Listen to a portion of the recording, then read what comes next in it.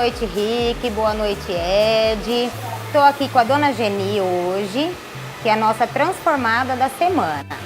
E eu tava olhando aqui o cabelo da Dona Geni e eu acho que o cabelo dela precisa de uma cor.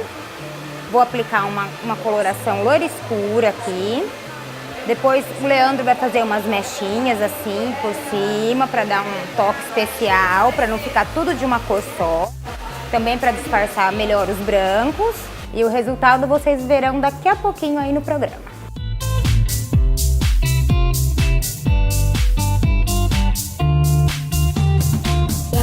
You never said a word, you didn't send me no letter. Don't think I could forgive you. See, our word is slowly dying, I'm not wasting no more time. Don't think I could believe you. Yeah, our hands will get more wrinkled and our hair will be gray.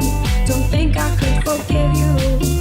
And see, the children are starving and their houses were destroyed. Don't think they could forgive you. When seas will cover lands and when men will be no more, don't think you can forgive you.